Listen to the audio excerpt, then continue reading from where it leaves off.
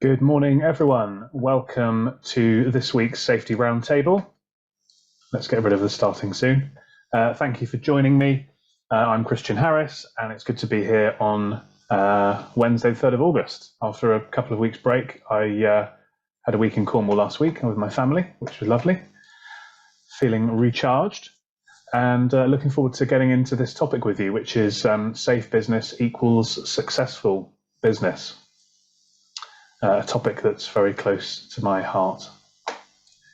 I'm letting people in as we go to Zoom. If you're watching on LinkedIn or Facebook or YouTube or wherever else we're streaming, Twitter, if you want to join us, you can always go to safetyroundtable.co.uk, and there you can register and join the Zoom, because later on I'm going to give you some thoughts on this topic, and then we're going to open it up to a discussion.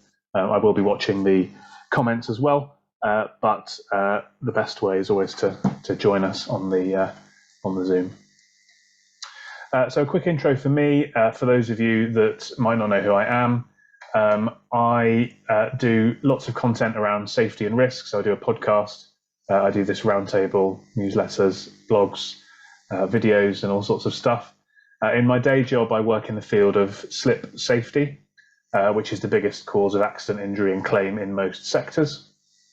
I've worked in some high-profile cases in that space, including this death in a supermarket a few years ago. The business I lead is called Slip Safety Services. We've won some awards. We've got awards for our methodology and various other things like that. We've got some partnerships with people like AXA, IOSH we do a lot of work with, presentations and things like that, and we've got some good clients. And over the years, we've done work in several thousand client sites to drive down the risk of slips and falls. And at last count, we reckoned we're stopping about 10 million of claims a year, so making a decent impact. My vision, or I suppose, with this is to try to stop 500,000 slips and falls a year around the world. So a big, hairy, audacious goal. Why am I so interested in safety? You may have heard me speak about this before, but back in the summer of 2012, cast your mind back to the Olympic year, and I still live in London, but I lived relatively close to the Olympic Park. And just before the Olympic Games started, probably 3 or 4 weeks before they started, I think, it was a Sunday morning. This was before kids, and my girlfriend at the time, now wife, and I had a sort of lazy morning, and then we thought it'd be nice to have a little outing to this place called Columbia Flower Market in East London, where they have lots of stalls selling flowers and plants and knickknacks and food and things like that. So we had a lovely time there, had a bit of lunch. On the way home, we drove back via Sainsbury's in Islington, and parked up the car, walked around the corner onto this street called Tolpuddle Street.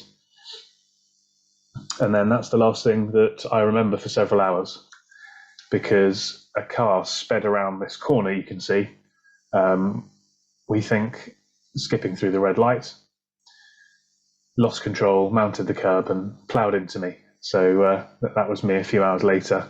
You can tell it's 10 years ago because I've got a lot fewer grey hairs. Well, there are some grey hairs there. Looking at a bit of a drugged up mess with broken shoulder, broken collarbone, broken clavicle, and yeah, not very nice. So because I've lived through that experience, I know how horrible it is to suffer an accident that wasn't your fault. And so that's really what drives me, because I've had that experience. I know how bad it is, and I want to help other people to not have to live through that. And as I said, if you look at the stats, the biggest cause of accidents, injuries, and insurance claims is slips and falls. So it makes sense to me to focus in that area. But we're here talking today about safety and success. So that's why I'm passionate about safety. But let's think about safety and success. What's the linkage between those two, particularly in the context of building a business?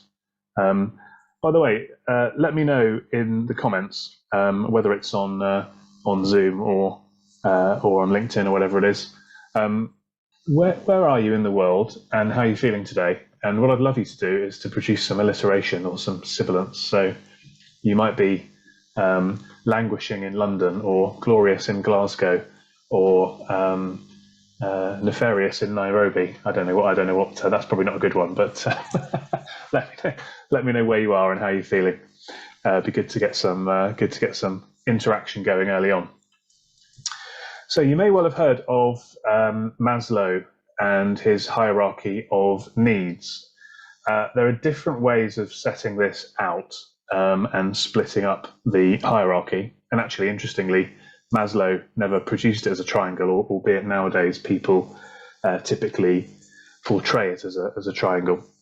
And this is basically the journey that a person needs to go through to feel like they're doing good stuff in life. And you'll see from bottom to top, the top layer is self-actualization, which is, driving and striving to be the most that you can be. And then at the bottom, we've got sort of more very basic physiological needs. So, air, water, food, shelter, and all that sort of stuff. And you can see that the second category up is safety. So from Maslow's perspective, in order to get to that point of having love and belonging, having esteem, having self-actualization, you need first to have your safety needs met.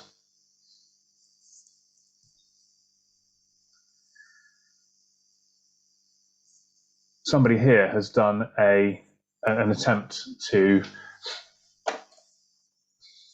Hi, Patrick, welcome for joining. Somebody here has done an attempt to put Maslow and apply it to startups. So we're moving away from the person, the personal journey and the personal feelings into here a business context. And so here this person here, I say he because it's Maslow, but this person could have been a man or a lady, has set out here some examples of what survival, so physiological needs, then safety, then belonging, importance, self-actualization, and what all of these things mean in the context of a business. So, survival here, the basic, really basic stuff, founders, drive and energy, core product or service, a bit of marketing, cash. Cash really is king. Customers, salespeople, and all that stuff. In the safety context, this is thinking about the business, financial resources, assets, people capability, predictable cash flow, predictable deal flow, profitability. So we can see here that we can overlay some business outcomes onto this hierarchy as well. So if you think about it in a very basic sense, then safety really needs to be a foundation for business success, because we can't have personal success without these foundations of safety. We can't have business success without the foundation of safety in the context of the business, so the business having that security. So therefore, we have to think of it as a basic foundation. Everything else can be built on the top of safety, and without having good safety, without being a safe business, things will crumble and you'll never be able to grow. But we're probably wanting, I guess, in many cases, to look beyond just that sort of survival element of, the worst case happening and trying to do the bare minimum. And actually, we want to thrive, not just survive. So that's where you could start to think of safety more like a thread, I would suggest. So it's a thread running through all of the things that we need to do in the business. And we've spoken about this before on the Safety Roundtable, when we were talking about safety culture, for example, which is a great discussion that I enjoy having. And to me, and we've said this before, safety culture is a bit of an oxymoron, because safety, it should just be the culture, because safety should just be what we do around here every day. Safety should be ingrained, it should be threaded throughout. And if you think about that hierarchy of needs, actually, as you go all the way up, safety is going to empower each of the levels of that hierarchy. I'm just checking everything's looking good on the lives and things. I've spoken about this before on the Roundtable as well, which is kind of how I draw this together, which is the 4 Ps. So I think of safety as protection. So if you can achieve the feeling of protection among your workforce in your business, in other words, they feel safe, they feel protected, they feel as if they've got that psychological safety in place, that sets them up for the second P, which is performance. And I don't need to go into it now, but there's all sorts of research, and we just know intrinsically that if we've got a high-performing team, think of Formula One. We all aspire to be a Formula One team because it's a high-performing team that does amazing things in the most efficient and effective way possible. So we all know if we've got a high-performing team, then our business is going to do well. If we get that performance, we get the third P, which is profit, because a high-performance team is going to be a more profitable team, giving profit to the business. And if we can generate that profit, and we've got things working well in terms of performance, and people feel safe and protected, that gives us the power to do other more meaningful things. So that could be charitable stuff, it could be growing product lines, it could be expanding into new businesses, new sectors, new targets, new countries, or any other number of things like that. But none of that can be achieved. It's a sequential thing. So you need that level of protection first in order to drive that performance. And as I've said before, the point around performance driving profit, driving power, is something that everybody understands. I think the missing link in many cases is protection driving performance. So what we need to do as a profession, as an industry of safety leaders, is to try to draw that link between feeling safer and driving performance in the business. And that's how we can empower our teams to do well, and our businesses to power forwards. A couple of examples here of some of this, some of the theory behind protection leading through to performance. Couple of quotes and some data.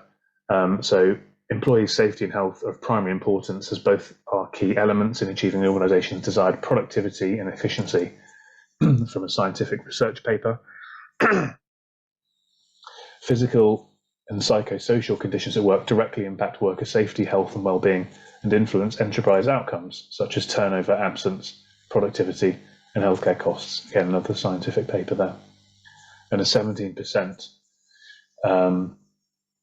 increase in productivity in the construction industry by driving safety and training systems. So what we're seeing here is evidence that the principles, the theories that I've been talking about, but also that I think you in the audience today will resonate with and believe yourselves, because you're in this world, hold true.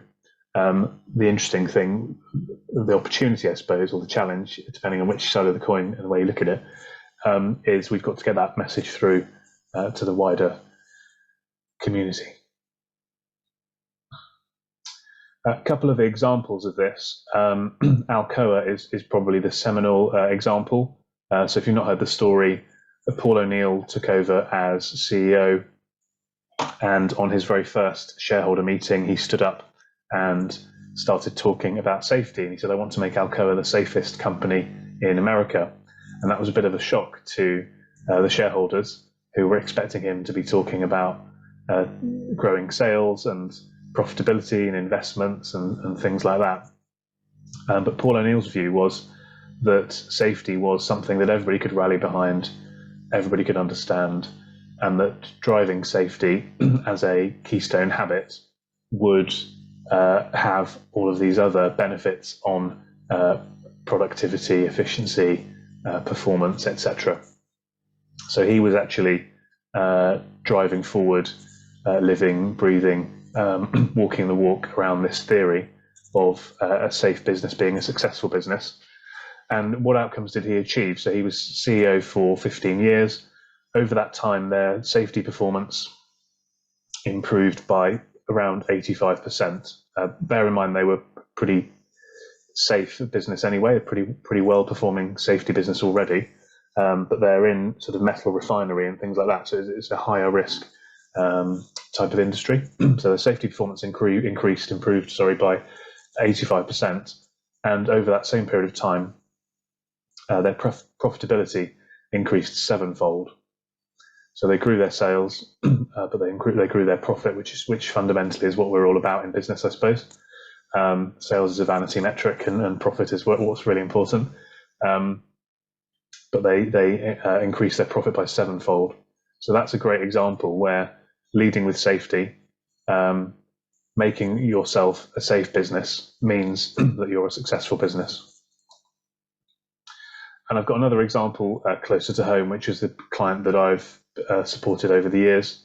So in terms of thinking about this in the context of the 4 Ps, from the protection perspective, we helped them to work on the slip safety risks that they were facing. This is an operator of health clubs with swimming pools, and they managed over a quite short period of time, over a few months, to reduce the volume of insurance claims they were getting from roughly 1 per week to 1 per month. So that's quite a significant reduction in claims.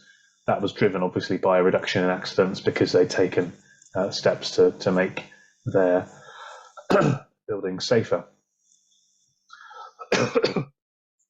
What did that mean? Well, it led to higher performance because they were saving time, they had less admin, they were achieving much greater standards of cleanliness, because cleanliness and slip safety are quite linked. And in the leisure sector, if you've got cleaner showers and poolsides and changing rooms, your members are happier, they refer more people, they spend more money, their dwell time in the club is better, etc., etc.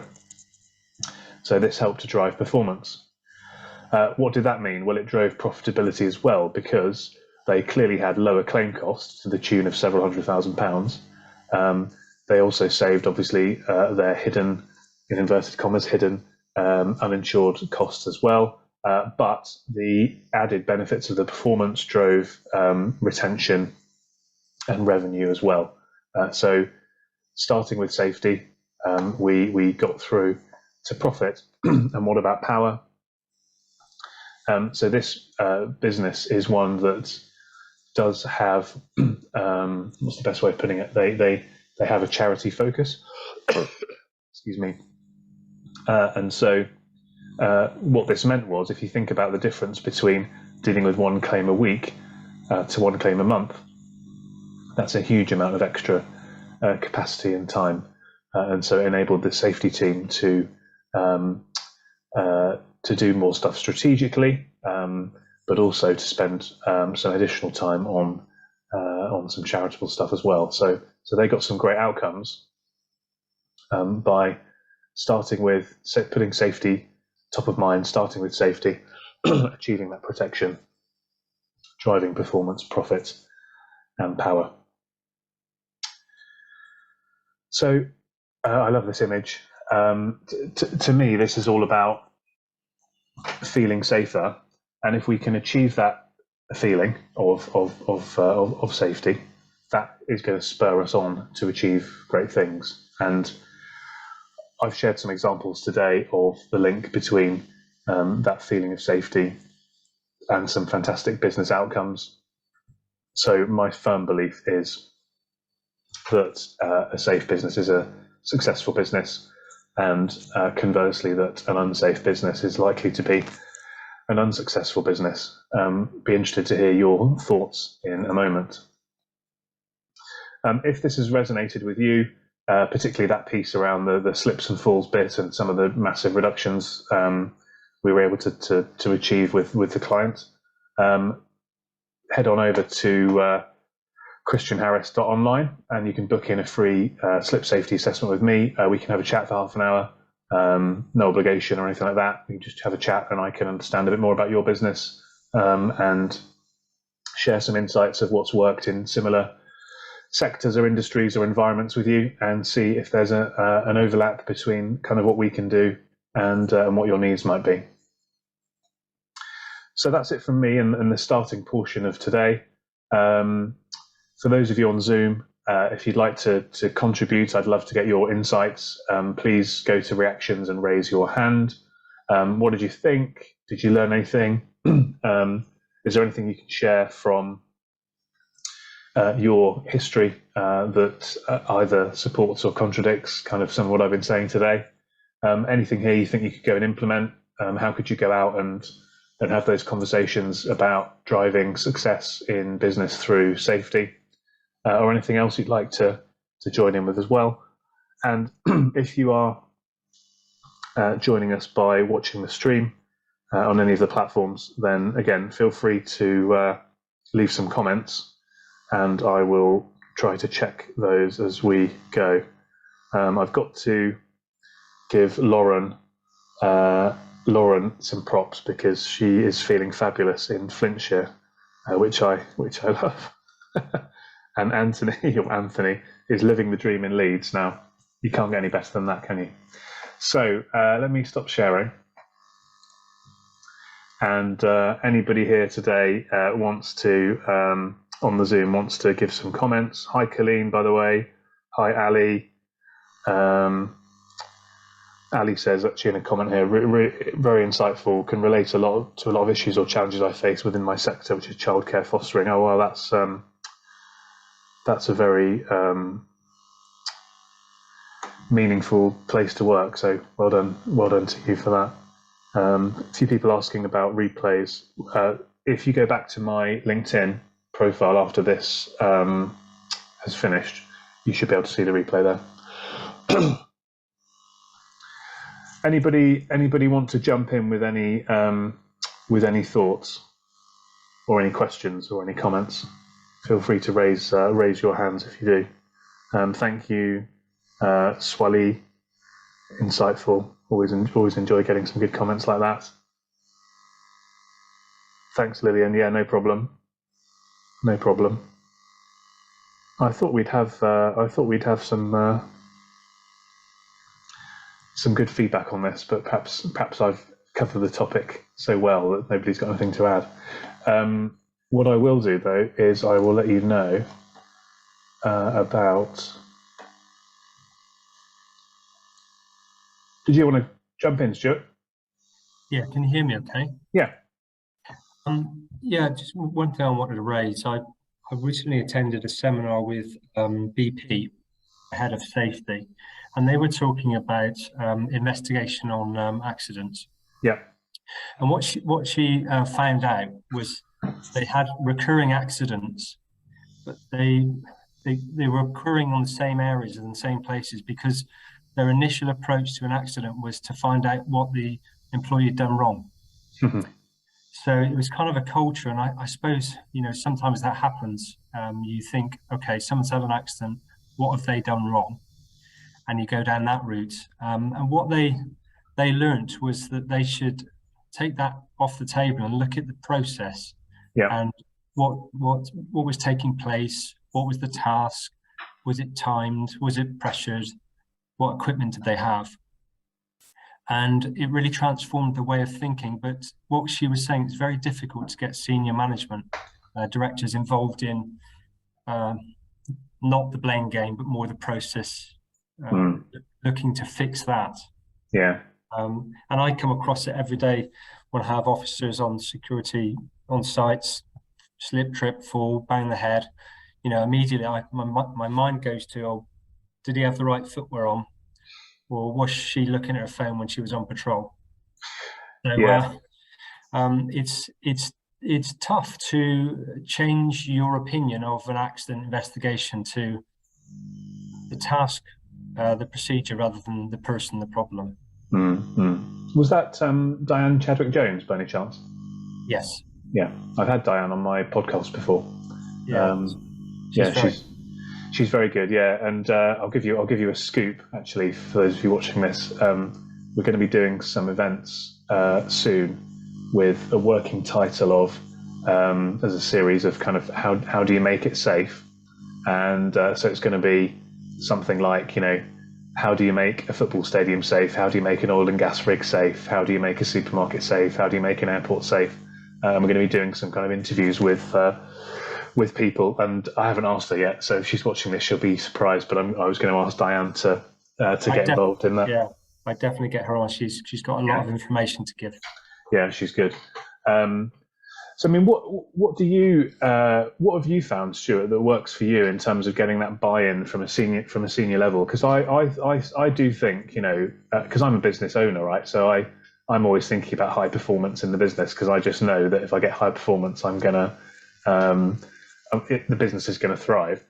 So it's actually we're sort of, I think that bit but everybody can buy into it. It's how to join the dots, isn't it, between, you know, getting the processes right and the safety right and all that stuff. And perhaps people might not be as engaged with that. What have you done to try to address that over the years?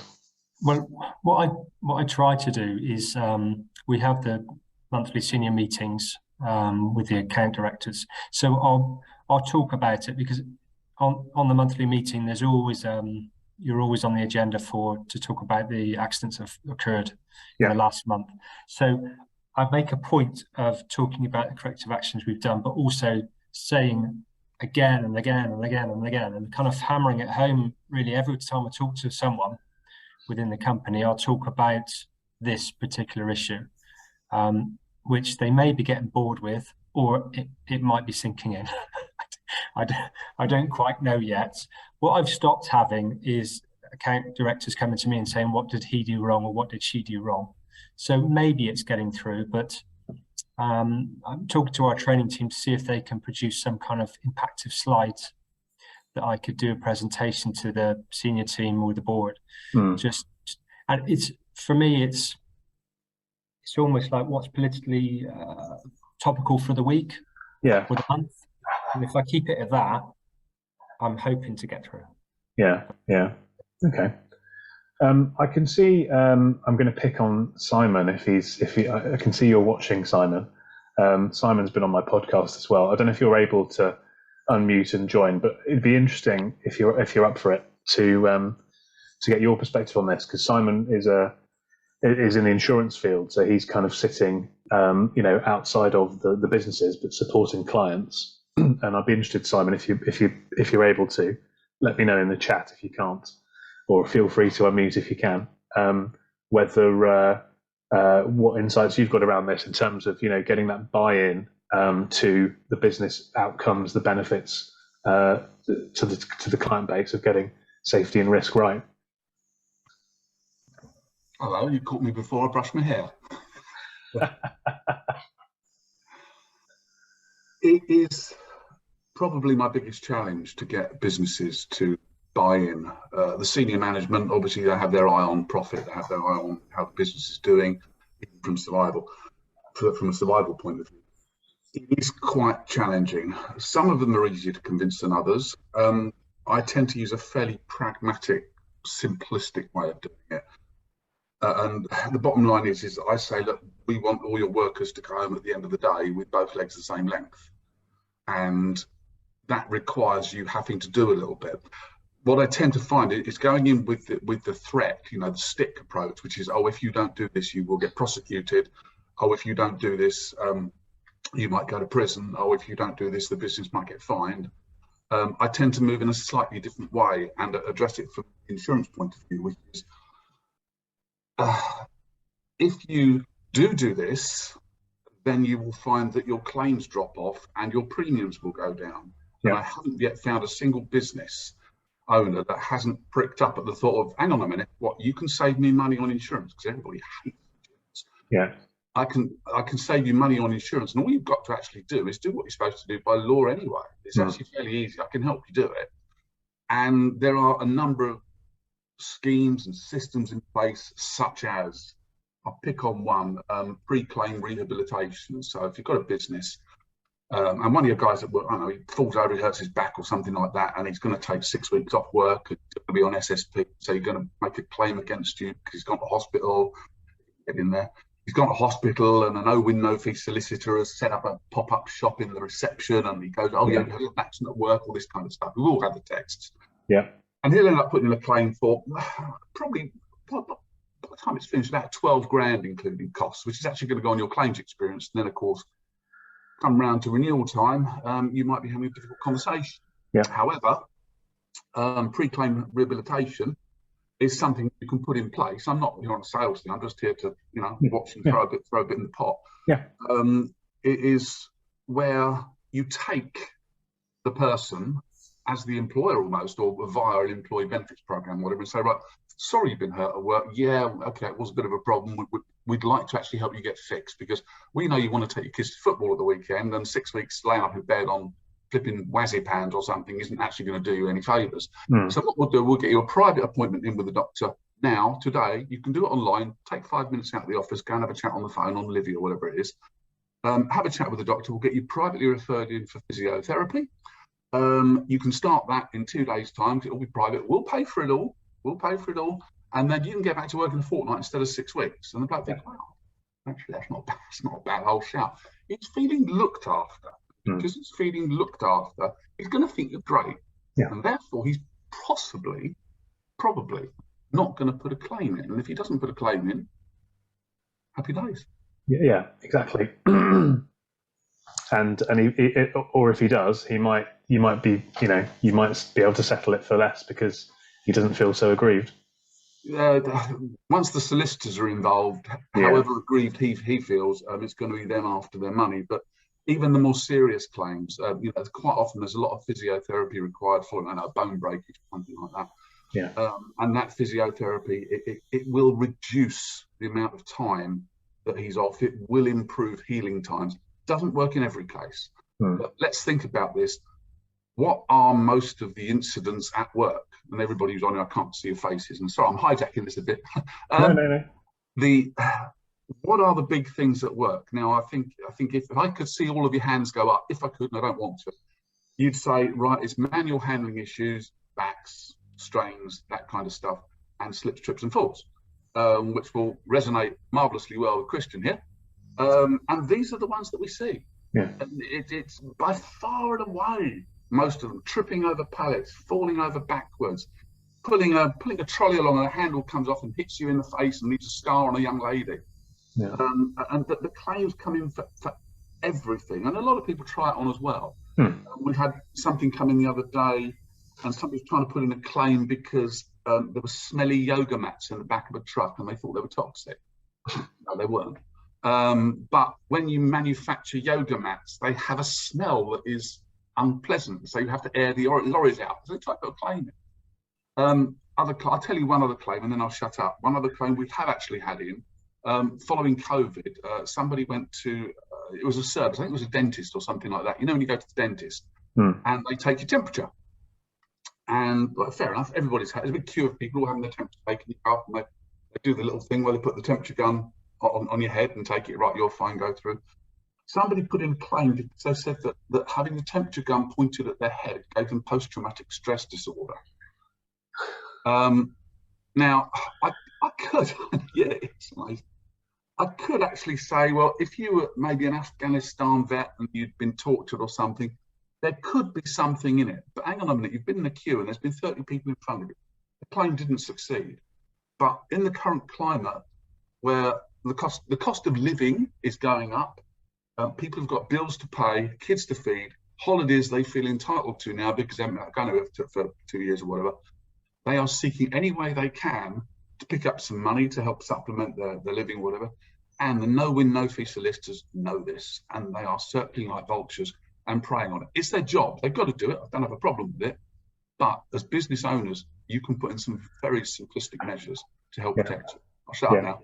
No. That's great insight. I mean, I think it's particularly the point of the recession, because what happens, there's an inverse correlation between the economic performance and claims volumes, isn't there, normally? Because, as you say, there's that sort of point where, people, particularly at the moment with cost of living crisis, people are very tight, and therefore they're going to be more apt to claim if they are hurt. But also, there's going to be those kind of let's call them spurious, to be friendly, claims that are going to be coming through as well. So, I think what I liked, Simon, was you take the same approach as me, which is trying not to focus on, you're going to get fined and you're going to get this and you're going to get that, but actually here's an opportunity.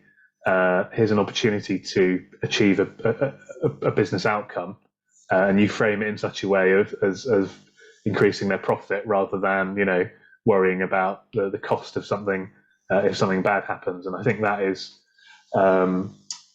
certainly the philosophy that I try to have. It's always a little bit frustrating though, because when you watch when you see the SHP and things like that, most read stories, it's always fine for this and claim for that and all that sort of stuff. But it's having a mix, I suppose. Isaac, how are you? I'm fine, Chris. Yourself? I'm very well. Yeah. That's great. Yeah. Good to see you. Good to see you again. Thank you.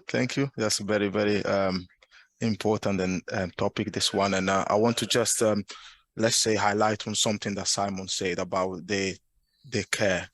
Everyone want to feel cared after an accident or an incident. So in my previous business, where I work for Compass Group UK in Ireland, and it's a catering company, and there's a lot of sleep 3.4s and those stuff. What we found out was that if we pay when the person is sick or when the person had an accident, the person won't claim against us.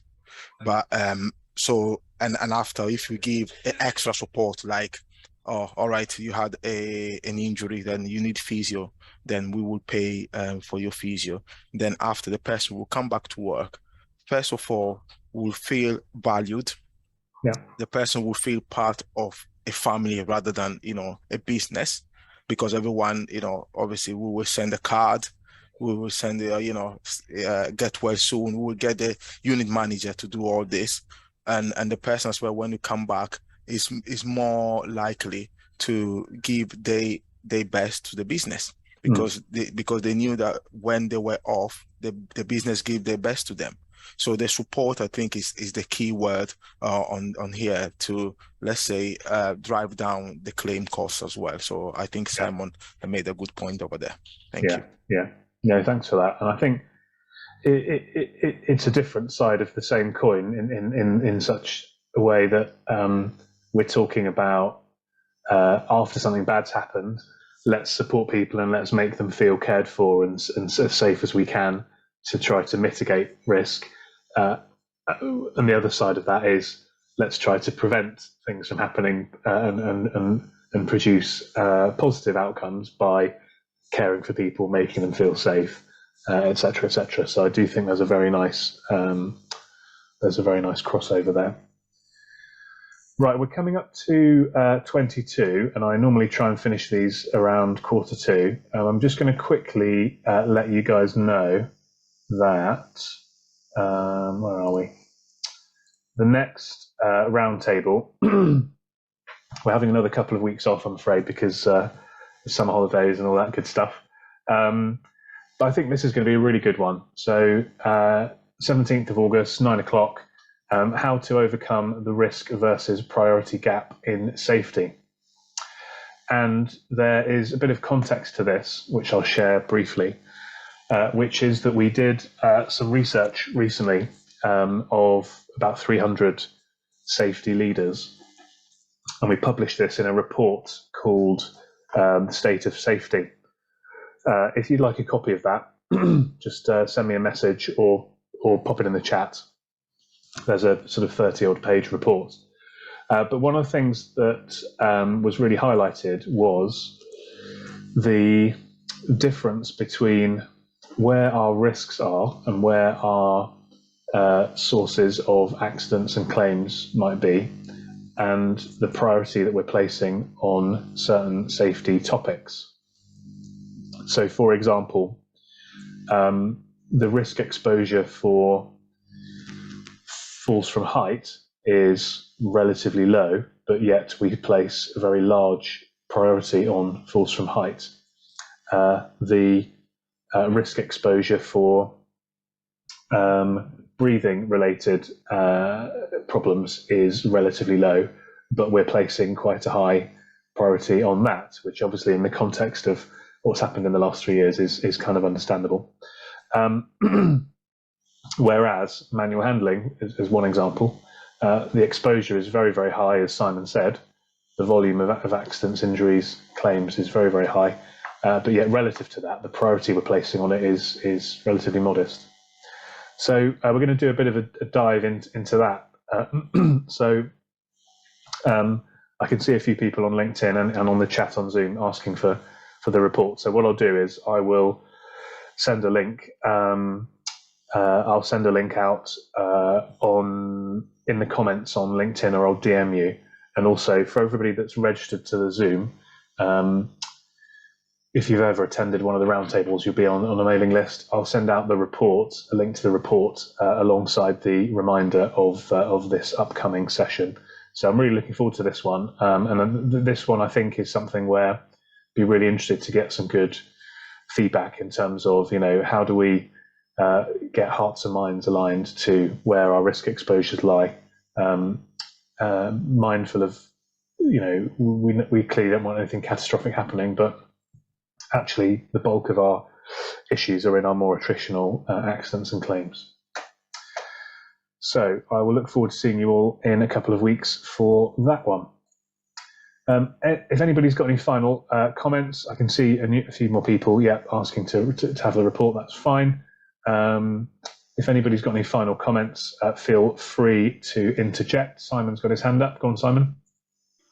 Just one thing I thought I'd add. You touched on earlier. Sorry, I had to move away for an urgent call, but you touched on it earlier about spurious claims. Now, as business owners, quite a lot of business owners, it's a load of old rubbish. He hurt himself at the weekend. He pulled his back at the weekend playing football, and now he's trying to claim off me. We know in insurance, we know this goes on. We know it goes on a lot. And people hearing damage, they spent their life at Deep Purple concerts, if you're old enough to remember.